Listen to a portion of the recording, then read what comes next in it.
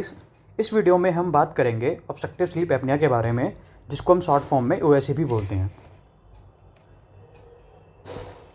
अब जैसा कि आप सभी को पता है कि हमारी स्लीप की दो स्टेजेस होती हैं मेनली, एनआरईएम स्लीप और आरईएम स्लीप।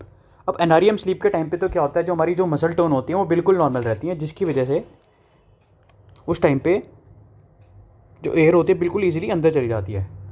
तो आप इसको ऐसे याद रख सकते हैं कि एनआरईएम के अंदर एन आ रहा है तो N4 नॉर्मल।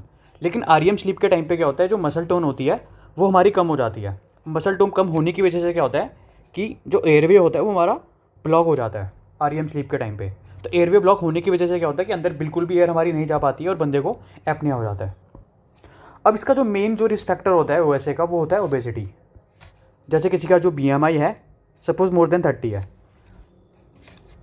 तो अभी हमने डिस्कस करा कि जो आरईएम स्लीप होती है उस टाइम पे जो मसल टोन होती है वो हमारी कम हो जाती है। तो आरईएम के अंदर कैसे याद रखना है, आरईएम तो R4 रिलैक्स, तो आरईएम के टाइम पे रिलैक्स हो जाती है, एनआरईएम N4 नॉर्मल, उस टाइम पे नॉर्मल रहती है। तो जब मसल टोन कम हो जाती है उसकी वजह से क्या होता है कि एयरवेज की नर्विंग हो जाती है। जो एयरवेज की नर्विंग होगी तो हमारी जो एयर होती है बहुत कम अंदर जाएगी।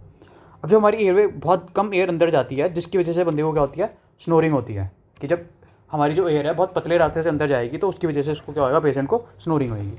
जब एयरवे की नैरोइंग हो जाएगी उसकी वजह से क्या होगा, एपनिया हो जाएगा। एपनिया के अंदर क्या होता है, जो ब्रीदिंग होती है मोर देन 10 सेकंड्स के लिए रुक जाती है। जब एकदम से हमारी ब्रीदिंग सीज हो जाएगी पेशेंट की, उसकी वजह से क्या होगा, SpO2 फॉल हो जाएगा, ब्रेडिकार्डिया हो जाएगा और हमें ब्रीदिंग का पैटर्न देखने को मिलेगा जिसको हम बोलते हैं चाइनीज स्ट्रोक ब्रीदिंग पैटर्न। और जो एकदम से इतनी सारी चीज़ें हो जाएंगी कि हमारा SpO2 भी कम हो रहा है, ब्रेडिकार्डिया भी हो रहा है, तो उससे क्या होता है, कॉर्टिकल अराउजल हो जाता है। कॉर्टिकल अराउजल होने की वजह से क्या होता है, एकदम से हार्ट रेट बढ़ जाएगा, बीपी बढ़ जाएगा, बंदे को फैटिंग होगी और बंदा बेड में ट्विस्ट करता रहेगा।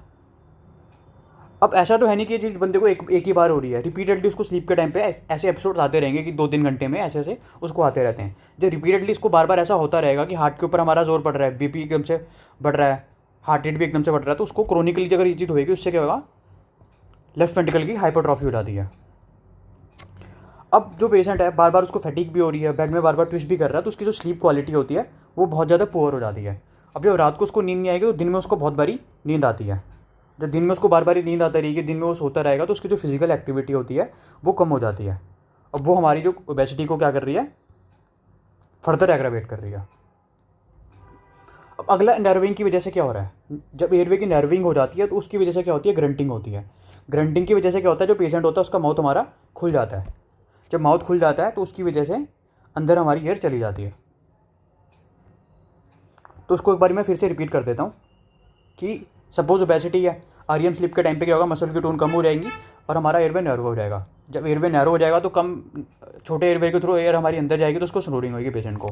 दूसरा एपनिया होएगा, एपनिया की वजह से क्या होगा, उसका जो सारी चीज़ें कम हो जाएंगी, SpO2 कम हो जाएगा, ब्रेडिकार्डिया हो जाएगा, कैनिस्टोल ब्रीदिंग हो जाएगी। कॉर्टिकल अराउजल होने की वजह से क्या होगा, एकदम से हार्ट रेट बढ़ जाएगा, बीपी बढ़ जाएगा, फैटिग होएगा और बंदा ट्विस्ट करता रहेगा बेड में, जिसकी वजह से स्लीप क्वालिटी कम हो जाएगी, दिन में उसको नींद आती रहेगी, फिजिकल एक्टिविटी कम होगी, तो ओबेसिटी हमारी फर्दर एग्रावेट हो रही है। तीसरा क्या हो रहा है, एयरवे जब नैरो हो रहा है तो उसकी वजह से ग्रंटिंग हो रही है, ग्रंटिंग की वजह से पेशेंट अपना माउथ खोल पा रहा है और उसकी वजह से क्या हो रहा है, एयर अंदर जा पा रही है। अब इसकी इन्वेस्टिगेशन के लिए हम क्या करते हैं, इसकी इन्वेस्टिगेशन के लिए हम करते हैं पॉलीसोमनोग्राफी। अब पॉलीसोमनोग्राफी के अंदर हम क्या करते हैं, पॉलीसोमनोग्राफी के अंदर हम क्या करते हैं, बहुत सारे सेंसर्स लगा देते हैं पेशेंट के ऊपर कि एक बेल्ट उसकी कहाँ लगा देंगे, थोरैक्स वाले एरिया पे लगा देंगे, एक एब्डोमेन वाले एरिया पे लगा देंगे, फिंगर के ऊपर हम सेंसर लगा देंगे और हेड के ऊपर हम सेंसर लगा देंगे। तो इतने सारे सेंसर क्या कर रहे हैं स्लीप के टाइम पे, ये जो सारे जो सेंसर हमारा EEG रिकॉर्ड कर रहे हैं, हार्ट रेट रिकॉर्ड कर रहे हैं। तो अपना जो थोरैक्स वाला है ये हमारा क्या कर रहा है, चेस्ट की एक्सपेंशन देख रहा है, स्लीप के टाइम पे प्रॉपर हो पा रही है नहीं हो पा रही है, इससे हमें ब्रीदिंग का पता लग पाएगा। जो हमारा एब्डोमेन वाली बेल्ट है वो देख रही है कि एब्डोमेन की हमारी जो एक्सपेंशन स्लीप के टाइम पे हो पा रही है या नहीं हो पा रही है। जो हेड वाला जो हमारी बेल्ट उधर सेंसर हमने लगा रखे हैं वो हमारा क्या देख रहे हैं कि अपना EEG को रिकॉर्ड कर रहे हैं। तो ऐसे मल्टीपल चीज़ें रिकॉर्ड करते हैं स्लीप के टाइम पे। अगर इनमें जिस हिसाब से हमारे चेंजेस आते रहेंगे, मशीन सारी चीज़ों को रिकॉर्ड कर लेगी, तो उससे हमें मल्टीपल चीज़ें में पता लग जाएंगी। उसमें पता लग जाएगा रात को कितने उसको एपनिया के एपिसोड्स आ रहे हैं। तो हम इसको इसके अंदर देख लेते हैं कि हम क्या मेज़र कर रहे हैं, हार्ट रेट मेज़र कर रहे हैं, SpO2 मेज़र कर रहे हैं, एब्डोमेन की एक्सपेंशन देख रहे हैं, चेस्ट की एक्सपेंशन देख रहे हैं। तो इस बेसिस में हम उसको देख लेते हैं, सारी चीज़ें हम मेज़र कर लेते हैं कितने उसको एपनिया के एपिसोड आए। अब इसकी मैनेजमेंट के लिए हम क्या करते हैं, इसकी मैनेजमेंट के लिए हम देते हैं CPAP, continuous positive airway pressure. ये हमारी एक मशीन होती है जिसको हम ऐसे क्या करते हैं, नोज पे अटैच कर देते हैं। अब ये मशीन क्या करती है, पॉजिटिव एयरवे प्रेशर हमारा मेंटेन करके रखती है, जिसकी वजह से क्या होता है कि स्लीप के टाइम पे जो एयरवेज होते हैं वो ओपन रह जाते हैं और उसकी वजह से पेशेंट ईजिली ब्रीथ कर सकता है। अब OSA के साथ हमारी एक चीज़ आती है जिसको बोलते हैं सिंड्रोम Z। अब सिंड्रोम Z के अंदर दो चीज़ें होती हैं, अगर OSA के साथ में सिंड्रोम X भी हो तो उसको हम सिंड्रोम Z बोलते हैं।